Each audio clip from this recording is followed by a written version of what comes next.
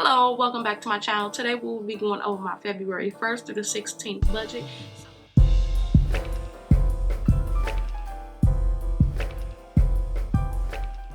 If you are new here, welcome. And if you are a returning subscriber, welcome back. If you are not subscribed to my channel, why not?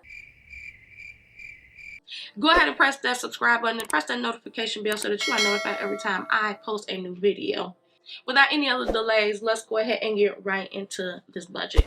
All right, y'all. So with that being said, February's budget.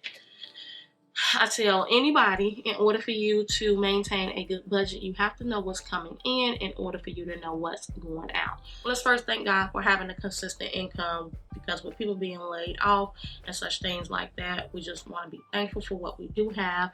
And God, we are now coming to you asking you to bless our budget, bless our finances. I have been on my job now for 15 years. I work in emergency response, and I make over 6 figures, and that's just my regular salary. I am a salary employee, and I also have the opportunity to make overtime, so I'm salary plus overtime. Okay, so keep that in mind. I'm trying to be as transparent as I can on this channel as it relates to my budget and such things like that, so that you all can see how I budget, what I'm doing in order for us to, my goal this year is to save $30,000 and get some of my credit card bills paid off. So I do have some debt, not much, but I do have some debt. And we do have a 2-income household. I'm only sharing my budget, what I'm working with as far as what I'm doing as far as my budget is concerned. Okay, so I do live in a 2-income household. So what did we get that came in this month? Well, sorry, from the 1st through the 16th. From the 1st through the 16th, so our check amount was $2,866.72. Okay. I had roughly about, I want to say 8 hours of overtime on there, and then an overtime rate of double time and a half. I made a little bit over $100 an hour. And that was at, again, 8 hours of overtime. So I want to say the additional income that I received was $900 and some change, like $966. And so after taxes, because I did allow them to, and we'll talk about that in another video. You know, we can talk about it in this video because it's not much. I usually go exempt from the month of March all the way to December. I go exempt. I pay my own taxes. Reason being is because, and I always tax whatever my income is at 27%, 30%.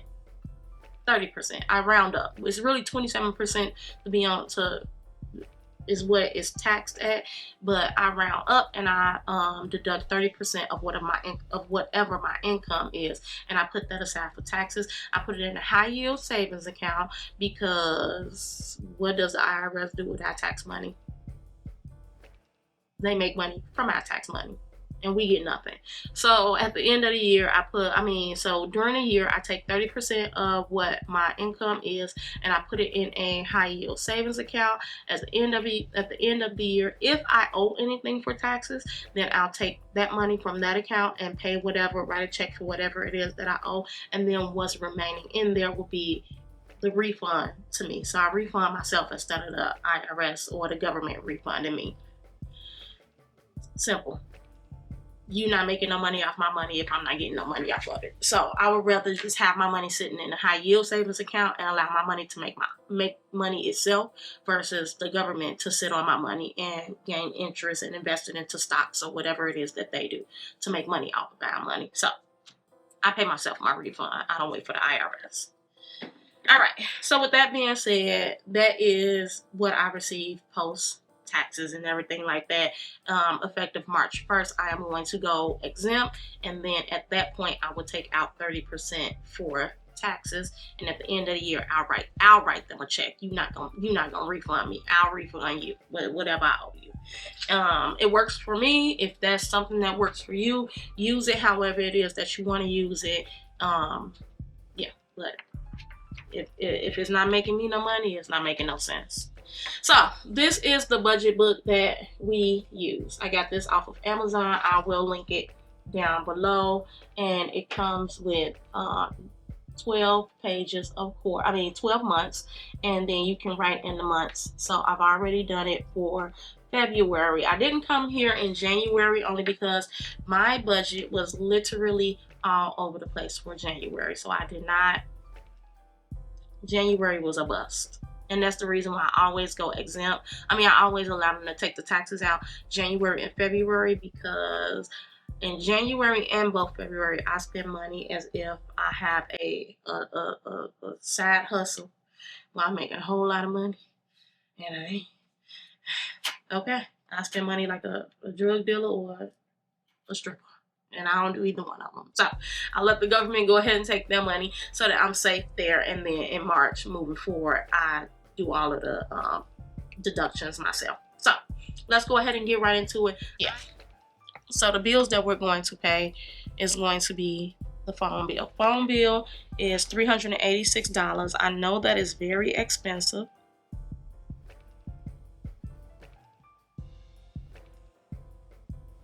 You know what?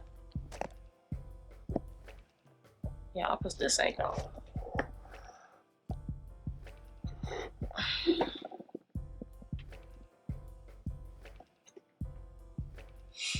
Yeah, that ain't gonna work.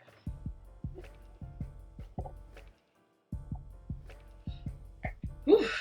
All right, and it was hard to write like that, but I'll link this book down below.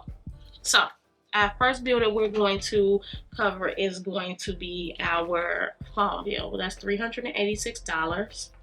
And then the debt that we are going to knock out this month is going to, let's first write down our income.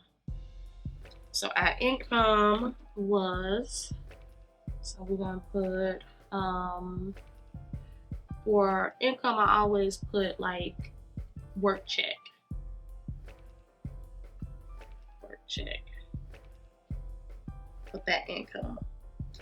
And then with our work check, the amount that we bought in was $2,866.72. So as you all can see, here is where the income is going to go.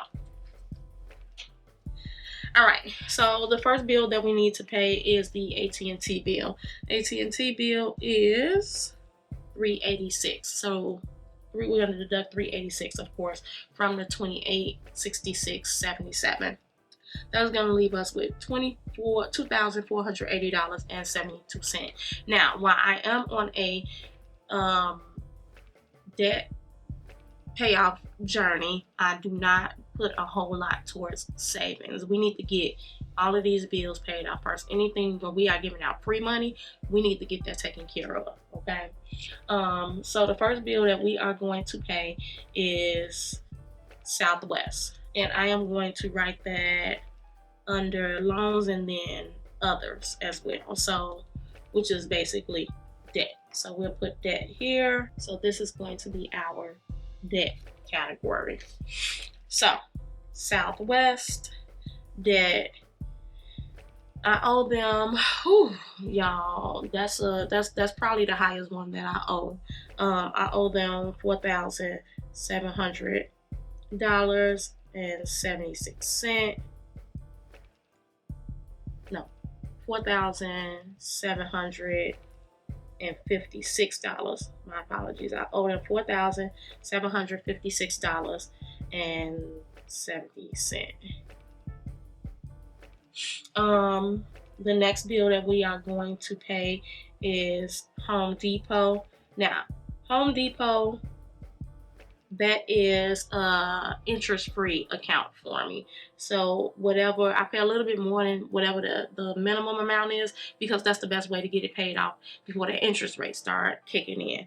I owe them $807. Macy's, I owe them $88.91. I also have a First Savings credit card. I know it's one of those ones where they get you caught up like a first time credit card holder or whatever. And I've had them for so long, and one of my kids is on that account as a authorized user. So I keep that one open just to keep his line of credit open. So just to make sure that my kids have good credit. And key is for the younger generation, even if you have older children, it really doesn't matter.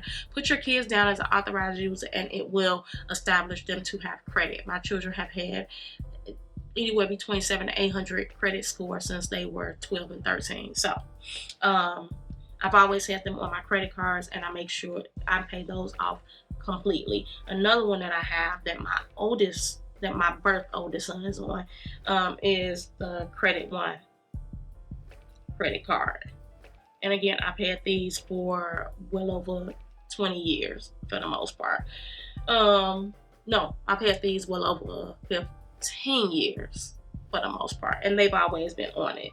He has a recurring charge that comes on there just to make sure that the card is being used and such things like that, because if you don't use them, they will cut them off. So that recurring charge came up to $29.34. And then I owe Sam's Club $251.66. So this is how we have everything categorized. All under that, these are our credit card. These are our credit card names. And then I also have a Best Buy card, but we're not paying that out of this check. But needless to say, this is what we will be paying out of from the 1st through the 16th check. So for Southwest, we are going to send them I'm gonna send them $760 only because I want to get it down to just that $4,000 mark. The minimum payment for them, I want to say, is like $420, but I'm going to send them a little bit extra to get that paid off. The reason why I use the Southwest card, or the reason why both me and my husband, we use the Southwest card so much is because we get points, and we use those points towards our flights. So this time when we went out of town recently, we didn't have to pay for our flight to Miami. Our points paid for. So there's always some type of benefit in it, but if you're paying interest on these accounts, then really you're not saving anything or gaining anything. That's the reason why we need to hit that card, and we need to hit it very aggressive. So I'm going to be very, very aggressive when it comes to that account. All right, Home Depot, the payment that's needed on that card in order for us not to pay any interest towards the amount is going to be $115 and I think 15 cents. So 115 and then 15 cents, $115.15. So that's what we're going to pay them. Macy's, I owe them $88.91. So we are going to pay that one off. First Savings, we owe them $4.95, so that's going to be paid off. And then Credit One, we owe them $29.34. We're going to pay that off. Sam's Club, we are going to pay them off. So we have all of those cards that are paid in full. So Sam's Club is now paid in full. Credit One paid in full. Macy's paid in full. First Savings paid in full. Home Depot, we are going to now owe them $807 minus the $115.15 that we're going to pay them. We now owe them $691. Southwest, the remaining balance for them is going to be $4,000, and then Best Buy, I think I owe them $1,300.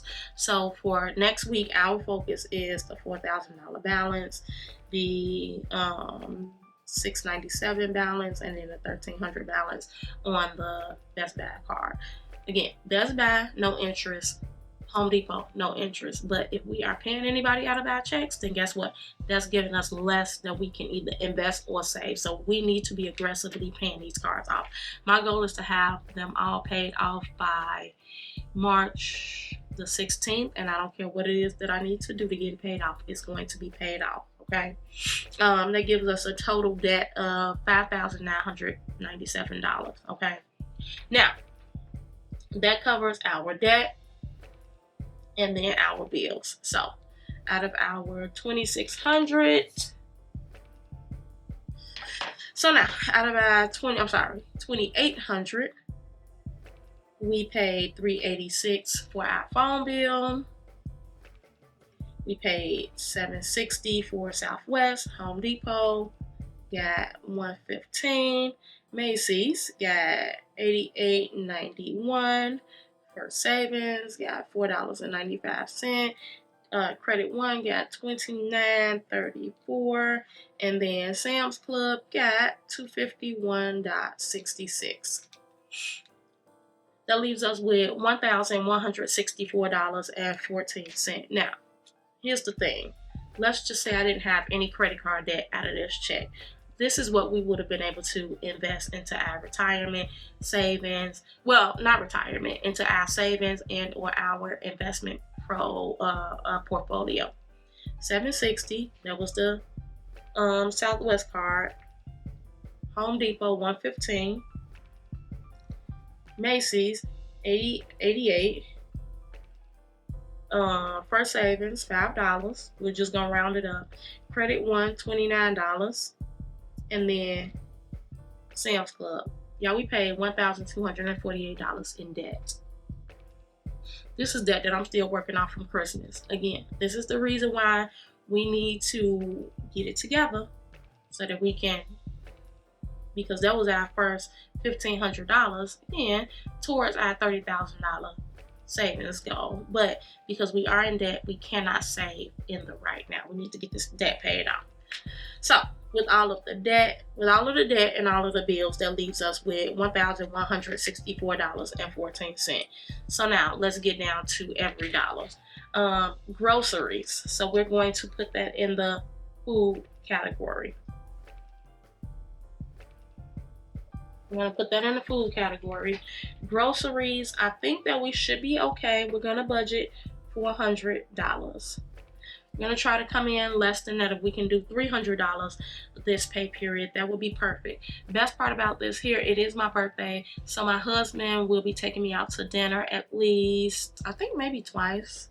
We're staying at a hotel, so we have to eat and all of that stuff. He's going to treat me to dinner and a spa day and such things like that. We'll be staying at the Ritz-Carlton.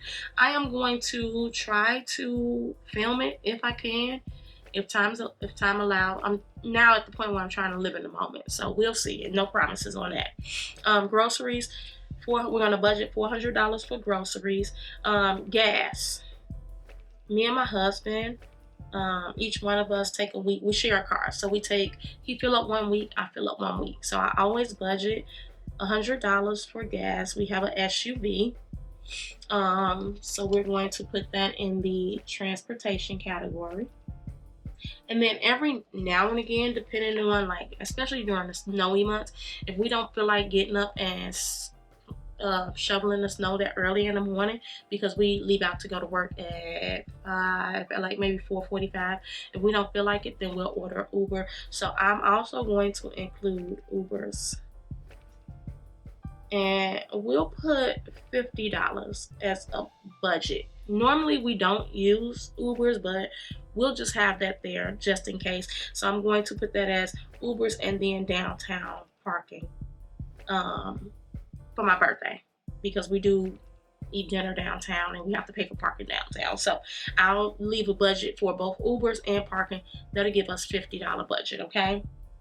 And then I also have home goods. Not home goods, the store. I mean, like things that we need in the homes.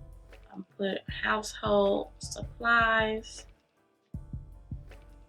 And I am going to budget $100 because I just did a huge buy from Sam's Club. So we really have enough to last. I'll just replenish where it needs to be replenished at and call it a day. So now out of our $1164.14, we are now going to deduct $400 for our groceries. We're going to deduct $100 for gas, $50 for Ubers and parking, and then our household supplies, we are going to deduct $100. That leaves us with $500.14. Now, I did borrow from our emergency fund last pay period because we had some plumbing issues that came up. That was $200, so we need to replace that and put it back into the emergency fund. That leaves us now with $300.14, which is a pretty good buffer. I leave that in my account just in case we have like anything that kind of roll over, or if these budgets don't work out, so that way I'm not putting anything either on credit cards or I'm not borrowing from our emergency fund, right? So that is going to leave us with $314.14 as a buffer. I'll leave that in my account. In the event that I have anything left over from the $314, then I'll take the remaining balance of that and either one of, I'm going back and forth about investing it and investing it into my investment portfolio, or if I'm gonna just go ahead and just whatever is left over, I'm going to put it towards my Southwest card, the Southwest card, so we can get that paid off. We need to get that paid off. That's the goal. So I think that brings us to the end of this video. Come back next week and maybe we'll do some cash stuff, and I'm going to show you all how I actually put everything into cash envelopes, and I have a cash wallet. I'll show you all that in our next video. We're running out of time. I don't want to make these videos too long, but I do want for you all to have kind of like a realistic look at how I kind of do the budget and such things like that. Notice I didn't leave any room for outside food. Usually I do, but I didn't leave any room for outside food because we got food at home. We eating at home. I didn't leave any room for clothes. Usually I have a added expense for like wardrobe and such things like that. We're wearing what we already have. We're not buying any new clothes. So that's the reason why we have so much still left over on a monthly basis. But that is going to bring us to the end of this video. Meet me back here next Sunday for a new video. I am going to show you all how I stuff my envelopes and have everything budgeted so that we can stay on track. Again, our goal this year is to save $30,000 and get whatever debt we have paid off. And we are going to be very aggressive in doing so. So the first quarter, which is the first 90 days of the year, we are going to be aggressively paying off this debt so that in the next the latter part of the year we can be aggressively saving. That is the goal. Okay, pray for me, I pray for y'all. And if you all have any other suggestions on how I can stay on track, any tips on how I can budget, please leave them in the comment box and meet me back here next week for a new video. I'll see you all then.